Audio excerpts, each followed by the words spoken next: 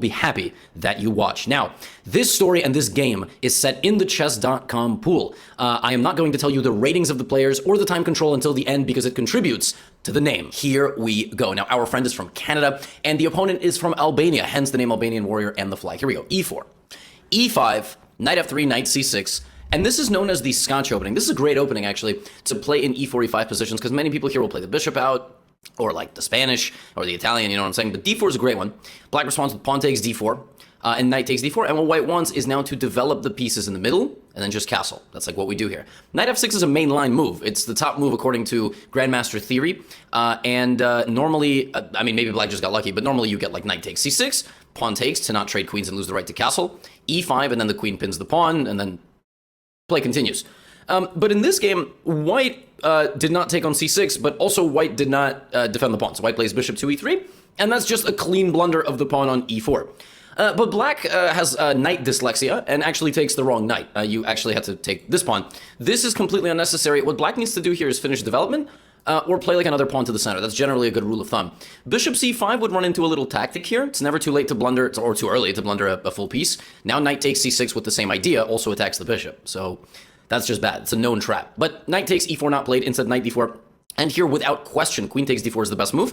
And it is the best move because normally you don't want your queen in the center if it can be attacked, but that knight has now been traded. So now white can play knight c3, even attack this knight in the center, and go long castles. Black responds with d6, which is a move that I love. Now here there is one and only one good plan for white, as far as I'm concerned. It's to play knight c3 and go long castle. So white gets some points for playing this.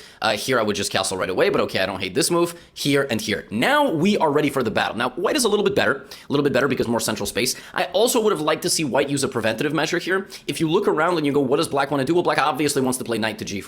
If that's not obvious, well, you've got to look in positions where you have a dominant space advantage and your pieces are more active, how your opponent can deal with that and how they can trade off certain pieces. And actually the move knight g4 is exactly what happened in the game. Clearly the idea of knight to g4 is to remove one of the major pieces in white's kind of active arsenal.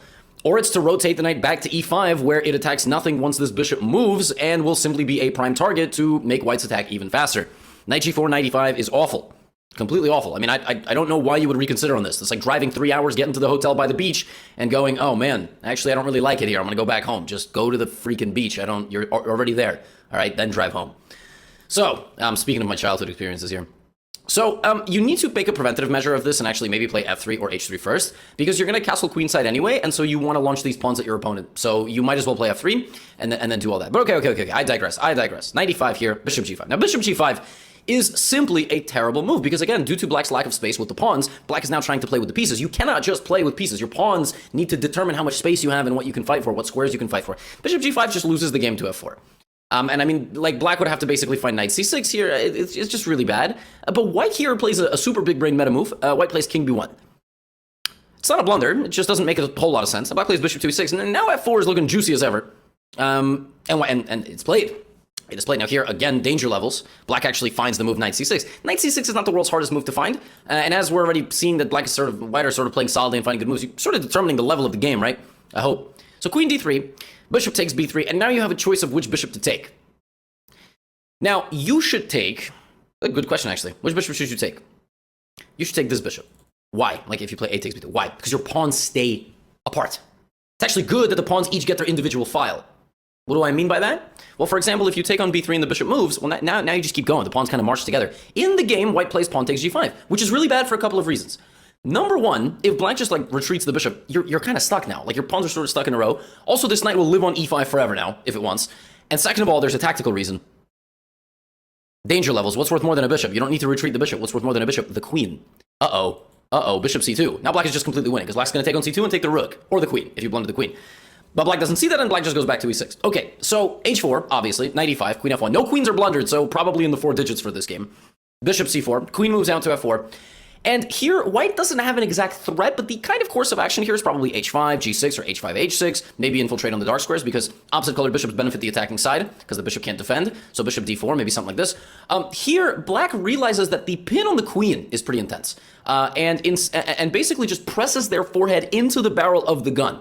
Now, what do I mean by that? Well, this queen is kind of on the same line as this pawn, which means that this pawn is not actually protecting this knight. Queen takes c5 is a free knight now. If pawn takes, you take the queen for free, which, by the way, wouldn't have happened if the queen was on d8, because the queen is actually protected. So black shoots himself in the foot, White, however, shoots himself in the shoulder, so setting up now the threat of bishop takes e5 rather than just taking right away. Black responds with rook to e8. Now, make no mistake, this is still very much a thing, and black realizes it. Now here, it's actually a different story. It's actually a different story because your bishop took the knight. So pawn takes here is possible. It actually is possible because now takes. But black doesn't see that. Black instead plays queen c6. Okay, bishop d4, a5. Black is trying to create a little bit of counterplay. Now, at this point, you're probably like, Levy, it's been 7 minutes. All right, sometimes it takes you 3 minutes to make the blunders, 5 minutes to make the blunders. Yeah, I'm setting it up. Trust me that the later half of this video is going to be 100% worth it. Okay? Don't go anywhere. This video will be like 16, 17 minutes. That 50% viewer retention rate, we're going to destroy. We're going to get like 70, 80%. Watch. Look, white starts doing exactly what white should do. h5, h6. I told you that this was the plan. The evaluation of this position is now plus 11. g6, queen f6. I mean, it's mate. I mean, it's just going to be simply checkmate. The game is obviously going to over Levy. How's this game going to last 8 more minutes? King f8. Okay, king f8 is the only move because you knew the queen was going to mate you, so you have to run away. Now here, what I would have liked to see from white is try to play knight to d5, because that prevents the king's escape. That also forces the opening of the e-file. A lot of these king hunts, you need to protect where the king is going. You see, when you start doing this, and this, and this, the king runs away. And at this point, it's difficult to adjust, because you're like, oh, I've locked all my pieces away. Oh my god, and I'm going to get attacked. So here, white plays queen takes f7 check. Now, queen takes f7 is a clean blunder of a queen. It's bishop takes queen. It's not complicated. We go from plus 20 to minus 10. But black, however, is in a running mind and just runs away to c8, and white must have thought that they were really accomplished by taking both pawns. So white takes f7 and h7. Now the queen kind of has more vision toward over here, and the h pawn is 2 squares away from queen. Now, of course, black is still attacking on the queen side with b4. That's the only thing that black can do. You got to attack the enemy king. Knight to d5. Now rook takes e4. Now, the knight is going to jump into e7 here, attacking the queen and the king. The rook needs to come back, or else the queen will be lost. Takes, queen g2, and h7. White is up 5 points of material, which effectively is a full rook, but also has 1 pawn away from becoming a queen. White is about to be up 14 points of material, unless black does this, and sacrifices. So now white is up 2 rooks for 1 pawn. It is queen, bishop, 5 pawns, versus queen, bishop, 4 pawns, and 2 rooks. Now, the only way to lose this with white would be to somehow get mated. But that's really difficult here, all right? That's very difficult. And for most chess players, getting mated, not the easiest thing in the world. So what do you do? How do you win this? Well, obviously, a queen trade would be nice, trying to force a queen trade. Or, as long as you're not in any danger, go rook h7 and just take on c7. I don't even care if it loses you a rook. If you can lose a rook or a bishop, but trade the queens, all chances of losing go out the window. Okay, so black plays a4. Black is still creating a little bit of play here. Now, rook e1, b3. Now, this actually does look a little bit scary, except for the fact that there's absolutely nothing here. And white finds queen e4. Bishop d5 takes. Okay, we're in the clear. Levy, I don't know why you made me watch this video. I mean, obviously, no one's going to be making a blunder here. I mean, literally, like, black has a bishop and 3 pawns. You debated me. I hate you. You're my least favorite YouTuber. Nope, someone just hung a rook. And, folks, I think you're slowly starting to realize why I'm calling this video what it's called. You're about to witness the most unbelievable thing unfold in front of you. King a2, a rook is lost. Now, okay, we lost the rook.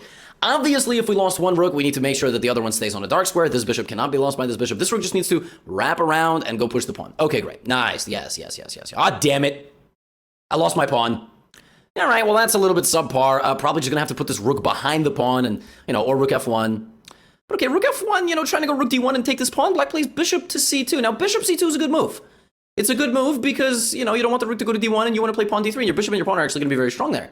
Except for the fact that it literally hangs the pawn in one move. But white plays rook c1. White has tunnel vision. And now black plays d3. Now, at this point, you could look to sacrifice the rook for the bishop in some of these positions, but not in this one, because now the pawn cannot be stopped. Don't do that. That's not how the game ended. Also, you can bring the bishop back, so it can never go here. Now, in the game, we had king to a3 played. King to a3 is an awful move, actually. It's a terrible move, because the rook cannot defend against the bishop and the pawn. If the pawn were to have been pushed here, listen to what I said, were to have been pushed, then this is just a draw. Because if rook c2 d1, now black is winning probably, or maybe still a draw, but you don't want to allow that, and the alternative is to just get this position, and this is a draw. But black, with just the bishop and 2 pawns, finds a way to push the wrong thing. Let it be known that in this position, black had a 1 in 3 chance of doing the right thing. 1 in 3 chance of moving the right piece, because you're obviously not going to move the bishop. 1 in 3 chance, and black chose wrong. And you're probably like, well, Gotham, it's like move 50 in a blitz game. I mean, obviously, it's time trouble. c5. b4. Now, let it be known that d2 is still a thing. It is still a thing. And black, for whatever reason, isn't pushing the pawns that are close to, moves their king. What are you doing? Your king has no purpose here. But actually, it turns out that black is a genius because white, obviously super excited to trade, immediately trades down. At this point, white finally takes their foot off the gas and plays bishop to c3, king to c4. Now here, any sane individual just puts the bishop in front of the pawn. Just, that's it, all right? We're not doing this anymore. And I got news for you. At this point, you actually can sacrifice. Because here's the thing. You're going to win this pawn because there's no more promotion. And it's important your pawn is not an A pawn in this endgame.